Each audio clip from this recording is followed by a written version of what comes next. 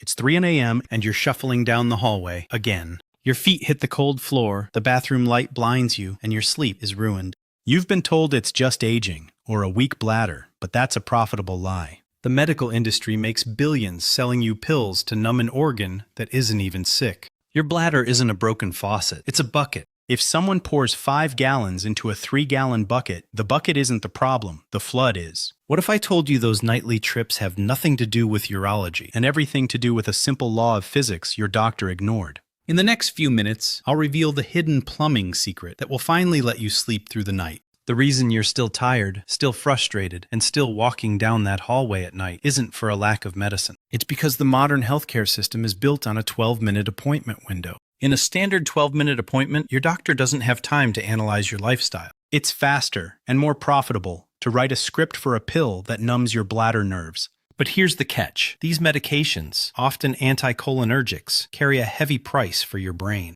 Research shows that for those over 60, long-term use can lead to brain fog, confusion, and even memory loss. You're trading your cognitive clarity for a few minutes of sleep, yet the pills often fail because they don't address the flood in your legs. The system treats you as symptoms to be managed, wanting you to accept a pill bottle as your new normal. But you don't need chemicals to silence a healthy organ. You need to fix the biological leak happening in your favorite chair for $0.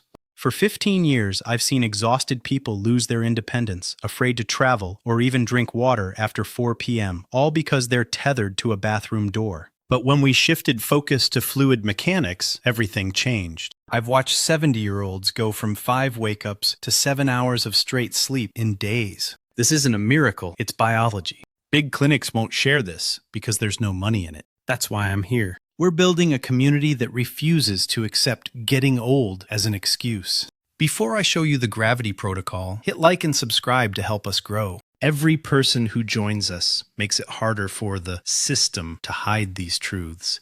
By subscribing, you aren't just following a doctor, you're taking a stand for your health and ensuring this life-saving info reaches the next person sitting awake in the dark. Now, let's talk mechanics. To understand your bladder, you must understand gravity. All day, fluid sinks toward your feet. You might notice slight swelling by 5 p.m. or deep sock marks on your skin. Most people ignore this as tired feet, but here is the 3 a.m. secret. The moment you lie horizontal, gravity stops trapping that fluid. That gallon of water in your ankles slides back into your bloodstream like a tidal wave. Your kidneys see this surge and go into overtime, screaming, "Emergency flood! Get it out now!" Within hours, they process that leg fluid and dump it into your bladder. You don't have a weak bladder, you have legs that act like an overfilled sponge, and nighttime is the only time that sponge gets squeezed. Don't take my word for it, prove it to yourself right now. Pull up your pant leg and find your shin bone just above the ankle. Press your thumb firmly against the bone and hold for 5 seconds. 1, 2, 3, 4, 5. If a crater remains, you've found your smoking gun. Now, lift your thumb. Does the skin snap back, or is there a crater left behind? In medicine, we call this pitting edema. If that indentation stays, your tissues are saturated with, quote, hidden water that your heart couldn't pump back up. Look at your ankles. Any puffiness is the reservoir that will flood your kidneys the moment you lie down. Every millimeter of swelling is a teaspoon of urine waiting to wake you up at 3 a.m. Your bladder isn't failing, your circulation is. You might think this is just an annoyance, but for those over 60, these 3 a.m. trips are the most dangerous moments of your day. You're groggy, the room is dark, and your blood pressure drops as you stand. It's a perfect storm for a fall. Statistics show most hip fractures and head injuries happen in that 5-foot space between the bed and the toilet. One slip can end your independence forever. Furthermore, that sponge in your legs puts a constant strain on your heart. Every night, your heart works double time to pump that extra gallon while you're trying to rest. You aren't just peeing, you're forcing your heart to run a marathon in pajamas.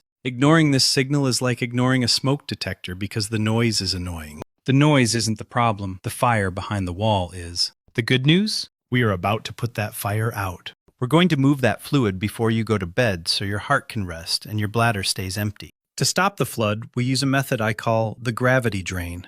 The goal is to move that gallon of fluid through your kidneys while you are still upright. If you wait until you're in bed to lie flat, you've already lost the battle. Here is your new 3-step evening ritual. First, 2 hours before bed, elevate your legs above the level of your heart. A footstool isn't enough. Use firm pillows to get those ankles high. This forces gravity to push the fluid back toward your torso. Second, perform ankle pumps for 3 minutes. Flex your feet up and point them away. This engages your calf muscles, your second heart, to mechanically pump trapped water back into circulation. Third, the golden rule. During these 2 hours, stop drinking fluids. A tiny sip is fine, but no full glasses.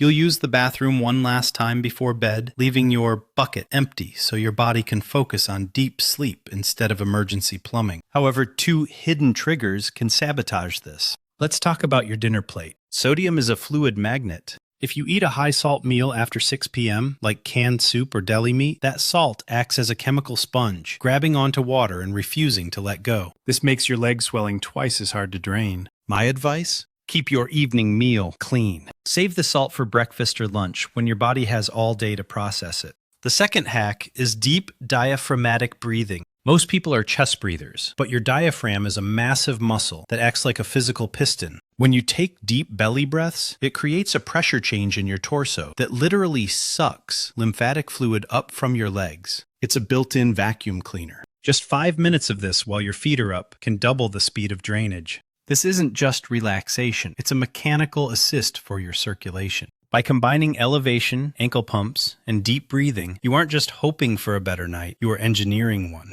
Imagine tomorrow morning. You wake up to the first light of dawn and realize you haven't seen those curtains since you closed them 10 hours ago. No cold floors, no blinding lights, no stumbling in the dark. You feel clear. The brain fog is gone because your sleep wasn't chopped into pieces. This isn't a memory from 20 years ago. It's a reality for tomorrow night. But I have one last request. The algorithm rarely prioritizes free, life-saving solutions over flashy ads. Someone you know, a friend from church or a sibling, is exhausted and thinks their bladder is broken. Share this video with them or post it on Facebook. You might be the reason they avoid a dangerous fall tonight. I'm Dr. Alexander Bennett. I believe your 60s, 70s, and 80s should be defined by your experiences, not your proximity to a bathroom. You have the protocol. Now go put your feet up, breathe deep, and reclaim your sleep. Thanks for watching, and I'll see you in the next video.